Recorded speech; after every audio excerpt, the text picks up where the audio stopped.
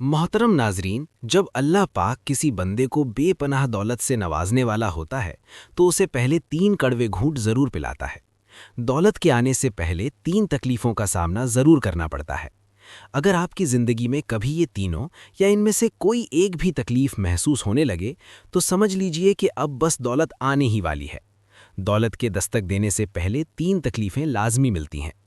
پہلی تکلیف یہ ہے میری پیاری بہنوں اور میرے محترم بھائیوں، کیا کبھی آپ نے غور کیا ہے کہ کچھ لوگ راتوں رات کیسے بدل جاتے ہیں؟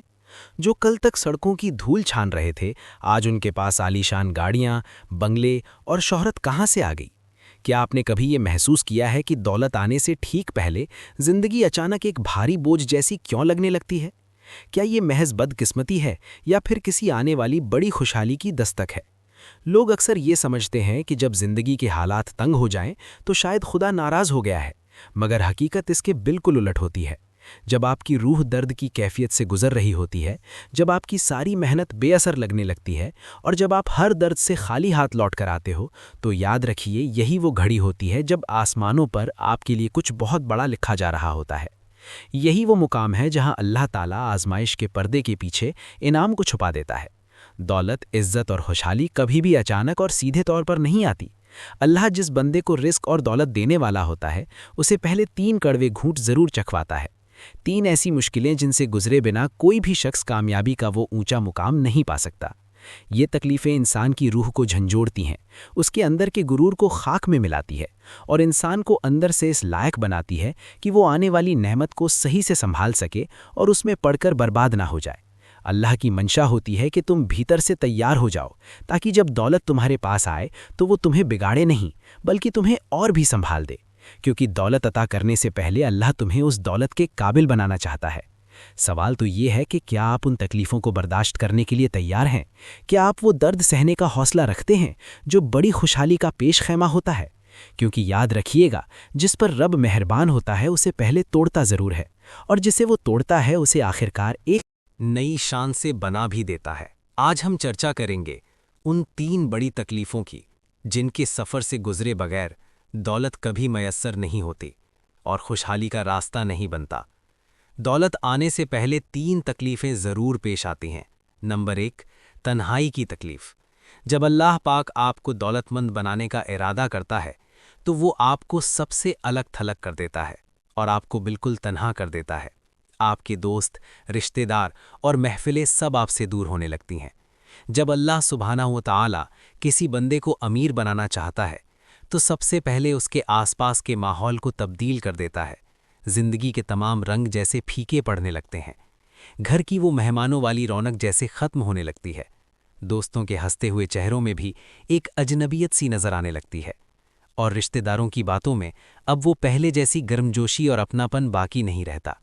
ایسا گمان ہوتا ہے جیسے پوری دنیا ہی بدل گئی ہو، مگر سچ تو یہ ہے کہ دنیا نہیں بدلتی بلکہ اللہ آپ کو بدلنے والا ہوتا ہے۔ وہ آپ کو ایک ایسی خلوت اور تنہائی میں لے آتا ہے جہاں نہ کسی کی جھوٹی ہمدردی ہوتی ہے، نہ کسی کا ساتھ، اور نہ ہی رونے کے لیے کسی کا کنڈا۔ وہاں صرف آپ رہ جاتے ہیں، آپ کے گرتے ہوئے آنسو، آپ کی گہری سوچیں اور آپ کا پروردگار۔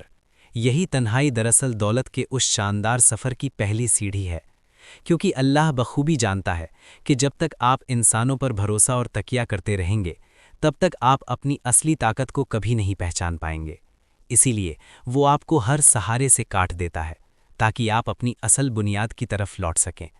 آپ یہ سیکھ سکیں کہ اصلی سہارا صرف اللہ کی ذات ہے، رزق کا دروازہ صرف وہی ایک مالک کھولتا ہے، اور عزت و خوشحالی کا مالک بھی صرف وہی ہے۔ شروع میں یہ تنہائی بہت زیادہ تکلیف دیتی ہے۔ دل مچلنے لگتا ہے کہ کوئی ہو جو بات کرے، کوئی جو حال سمجھے یا کوئی گلے سے لگا لے، مگر ہر کوشش کے بعد آپ کو صرف خاموشی ہی ملتی ہے، وہ خاموشی جو کسی بھی چیخ سے زیادہ شور مچاتی ہے۔ اور ٹھیک یہی وہ لمحہ ہوتا ہے جب آپ ٹوٹ کر اپنے دل میں پکارتے ہو، یا اللہ، میں اب بالکل تنہا ہو گیا ہوں۔ اللہ پاک تمہاری یہی صدا سننا چاہتا ہے۔ وہ چاہتا ہے کہ تمہاری زبان سے یہ الفاظ نکلیں کہ مولا، اب میرا بھروسہ صرف اور صرف تجھ پر ہے۔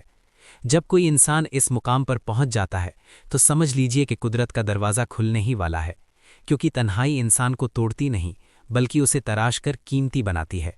جس طرح سونا آگ کی تپش میں جل کر خالص بنتا ہے، ٹھیک ویسے ہی انسان تنہائی کے درد سے گزر کر مضبوط اور نکھرا ہوا بنتا ہے۔ وہ گھڑیاں جب آپ کو ایسا لگنے لگے کہ اب ساتھ دینے والا کوئی نہیں بچا، اصل میں وہی وہ لمحے ہوتے ہیں جب اللہ آپ کے سب سے قریب ہوتا ہے۔ وہ آپ کی خاموشیوں کو سنتا ہے، آپ کی بے چین نیندوں کو سکون عطا کرتا ہے، اور آپ کے دل میں امید کے نئے راستے پیدا کرتا ہے۔ جیسے جیسے دن گزرتے ہیں، آپ کے اندر کی دنیا تبدیل ہونے لگتی ہے، آپ کی سوچ میں گہرائی آتی ہے اور آپ کی دعاؤں میں ایک عجب سی پختگی پیدا ہو جاتی ہے۔ اب آپ لوگوں کے برے رویوں سے ٹوٹتے نہیں، بلکہ آپ کے بھیتر ایک اٹل یقین جاگ اٹھتا ہے کہ میرا رب میرے ساتھ ہے۔ یہی وہ یقین ہے جو آپ کو نئی طاقت بخشتا ہے۔ اور جب اللہ دیکھتا ہے کہ اب تم مضبوط ہو چکے ہو، اب تم بندوں کے محتاج نہیں رہے اور اس کے ہر فیصلے پر راضی ہو، تو وہ تمہیں اپنی نعمتوں سے نوازنا شروع کر دیتا ہے۔ پھر وہی دنیا جس نے تمہیں تنہا چھوڑ دیا تھا، وہی تمہیں تلاش کرنے لگتی ہے۔ وہی پرانے دوست، وہی رشتہ دار اور وہی لوگ تمہاری کامیابی کی داستانیں سننے کو بےتاب رہتے ہیں۔ مگر اب آپ وہ پرانے انسان نہیں رہے، آپ پوری طرح بدل چکے ہیں۔ اب آپ کو دولت کے ساتھ ساتھ سمجھ بھی حاصل ہوا ہے، آپ کو عزت کے ساتھ روحانی سکون بھی ملا ہے، اور آپ بخوبی جانتے ہیں کہ یہ سب کسی انسان کا احسان نہیں، بلکہ اس رب کی قدرت ہے جس نے آپ کو تنہائی کے کڑے امتحان سے گزارا۔ اللہ جب کسی بندے کو دولت دیتا ہے تو وہ صرف مال اور زر نہیں دیتا، بلکہ اسے عقل، صبر اور شکر کی دولت بھی عطا کرتا ہے۔ مگر یہ سب پانے کے لیے آپ کو تنہائی کے اس کٹھن راستے سے گزرنا ہی پڑتا ہے۔ یہ وہ مرحلہ ہے جہاں انسان کے ارادوں کو پرکھا جاتا ہے۔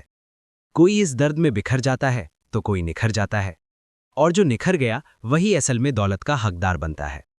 یاد رکھیے، اللہ کی حکمت بہت گہری ہے۔ وہ آپ کو تکلیف دیتا ہے تاکہ آپ کے دل کی سختی کو نرم کر سکے۔ وہ آپ کو تنہا کرتا ہے تاکہ آپ کی توجہ اپنی طرف موڑ سکے۔ وہ آپ کو خاموشی عطا کرتا ہے تاکہ آپ اس کی آواز کو سن سکے۔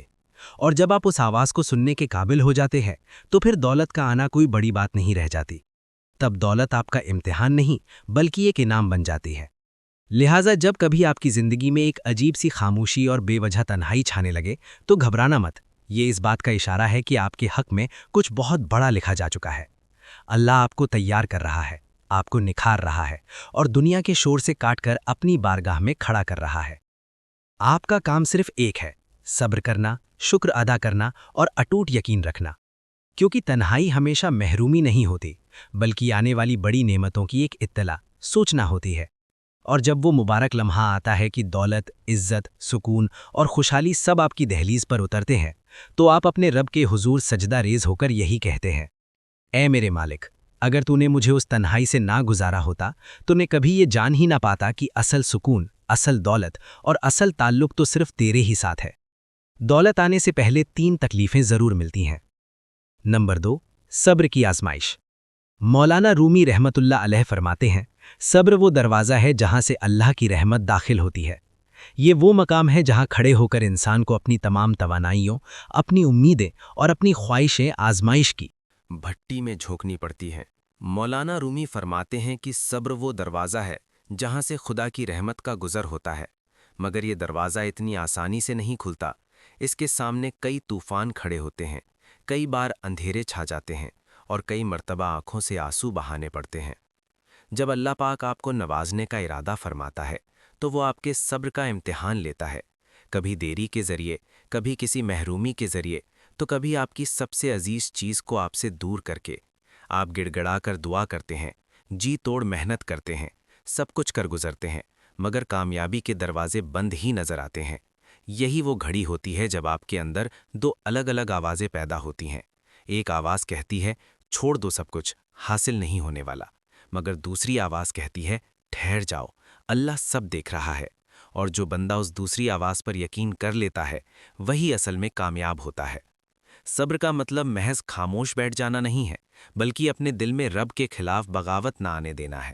صبر کا مطلب یہ ہے کہ دل میں گہری ٹیس ہو، آنکھوں میں آنسو بھی ہو، مگر زبان سے اللہ کی ذات پر شک کا ایک لفظ بھی نہ نکلے۔ یہ وہ کیفیت ہے جہاں اللہ اپنے بندے کے ایمان کا وزن کرتا ہے۔ وہ دیکھتا ہے کہ کیا اس کا بندہ صرف نعمت ملنے پر شکر کرتا ہے یا آزمائش آنے پر بھی اسی یقین کے ساتھ کھڑا رہتا ہے۔ صبر کی اس آزمائش میں وقت بہت دھیرے چلتا ہے، لمحے پہاڑ جیسے بھاری ہو جاتے ہیں، اور ہر دعا کا جواب جیسے دیری کے پردوں میں لپٹا ہوتا ہے۔ مگر ہمیشہ یاد رکھیے، اللہ دیر ضرور کرتا ہے مگر اندھیر نہیں۔